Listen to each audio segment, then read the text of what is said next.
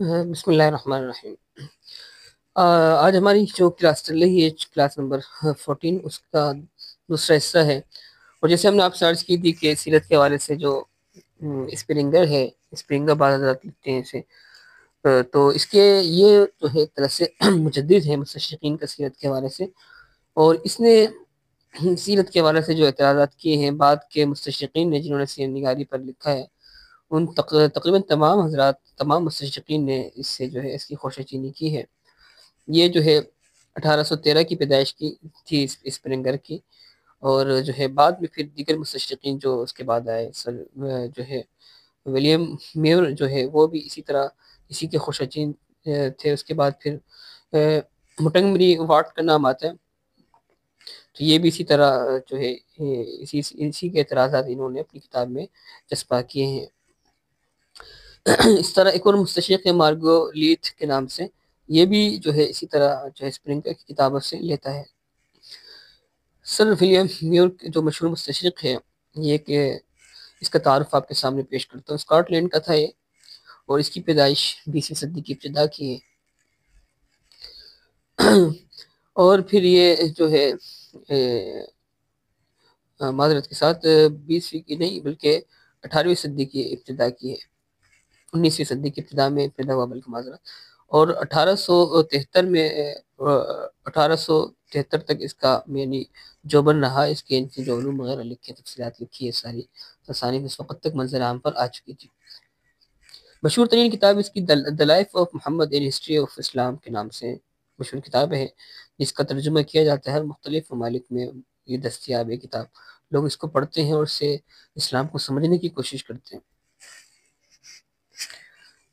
یہ جو کتاب ہے دی لائف آف محمد، یہ تقریباً 37 ابواب اور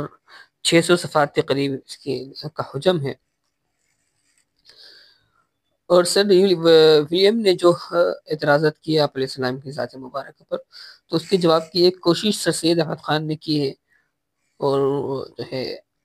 اگرچہ سر سید احمد خان کے دیگر حوالے سے افکار وہ مذہبی اعتبار سے جو ہے گمراہی پر مشتمل تھے، لیکن بہت سارے مذہبی اعتبار سے، مثال کے طور پر وہ نیچرلزم کے قائل تھے، فطرت پرستی کی طرف چلے گئے تھے، اور مذہبی نصوص میں جو بہت ساری چیزوں کو وہ انکار کر بیٹھے تھے آخری عمر میں۔ لیکن انہوں نے اس حوالے سے ولیم یہ مستشرق ولیم کے جوابات، اس کے اعتراضات کے جوابات پر کتاب باقاعدہ لکھی ہے، اور اس پر بڑی انہوں نے محنت کی، اور یہ جو ان کی کتاب ہے الخطبات الاحمدیہ فی العرب والسیرہ المحمدیہ کے نام سے انہوں نے جواب لکھا ہے۔ یہ جو مستشرق تھا میور، اس نے یہ دیگر اعتراضات کے علاوہ اس کا الگ اعتراض یہ بھی تھا کہ وہ اس بات کو تسلیم نہیں کرتا تھا کہ ابراہیم علیہ السلام کو بھی مکہ ہے، اور یہاں پر جو ہے ابراہیم علیہ السلام کی اولاد سے آپ علیہ السلام کا نسب ہے،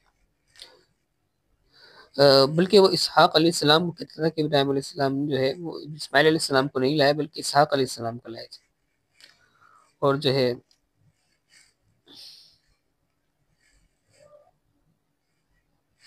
ہاں مطلب یہی ہے کہ وہ آپ علیہ السلام کی نسب کو جو ہے وہ کوئی کہ مشکوک ٹھہراتے ہیں، اور حضرت اسحاق علیہ السلام کو جو ہے جد امجد تسلیم کرواتے ہیں، جس کے پیش نظر کے مختلف مقاصد ہوتے ہیں۔ اسی طرح مشہور مستشرق ہیں مٹنگمری واٹ کے نام سے ہے، یہ 1909 کی اس کی پیدائش اور 2006 میں اس کی وفات ہوئی، زمانے قریب کا مستشرق ہے، برطانوی مستشرق تھا، اور اسی طرح یہ ایک پادری بھی تھا۔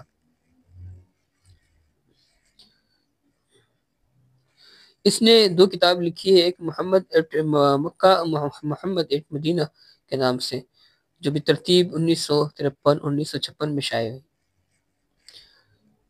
یہ ایک طرح سے مشنری عیسائی تھا، یعنی اس کا مقصد عیسائیت کی تبلیغ تھا۔ یہ جگہ جگہ کہیں کہ یہاں پر اسلام کی تعریف بھی کرتا ہے،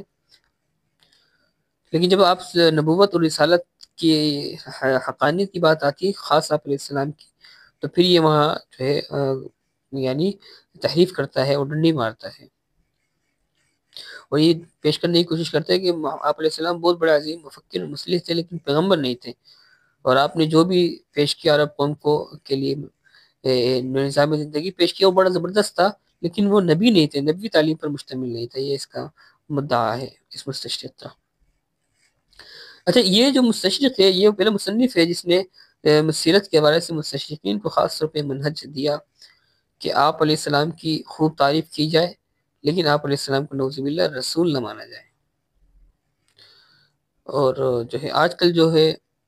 مستشرقین کی تعریفوں کو لے کے بڑے ہمارے لوگ بھی فخر کرتے ہیں کہ دیکھیں مستشرقین نے بھی آپ علیہ السلام کی تعریف کی۔ تو ہم جیسے بار بار شروع میں بھی عرض کر چکے ہیں کہ ان کا باقاعدہ مقصد یہ ہوتا ہے،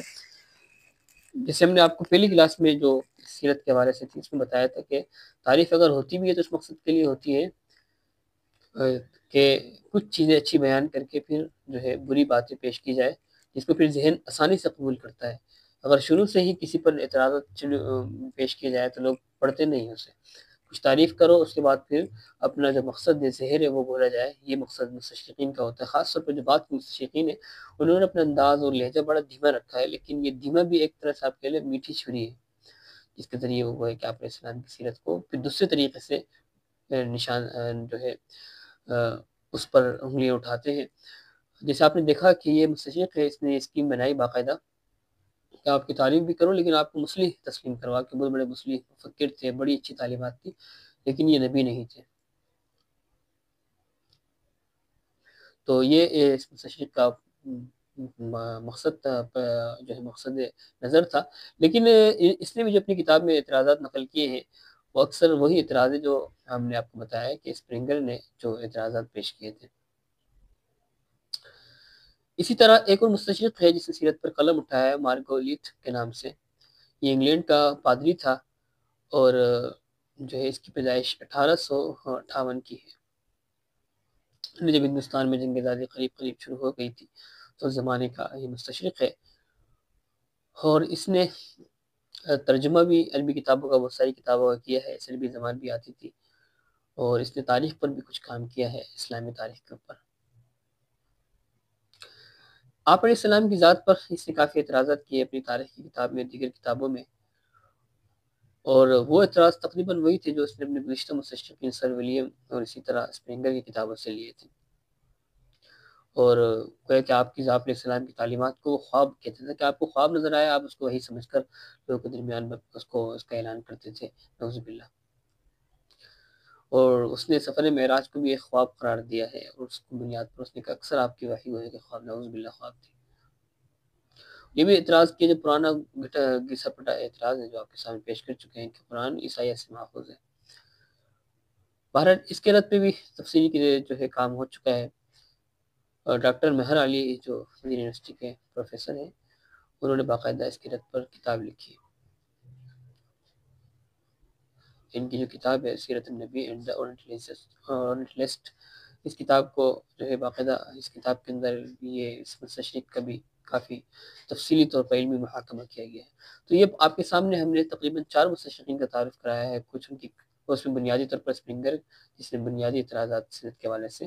جو جدید اسلوب ہے، یعنی جو یہ مستشرقین کا جو جدید اسلوب ہے، جدید دور کھلایا جاتا ہے، ان میں 4 مستشرقین تھے۔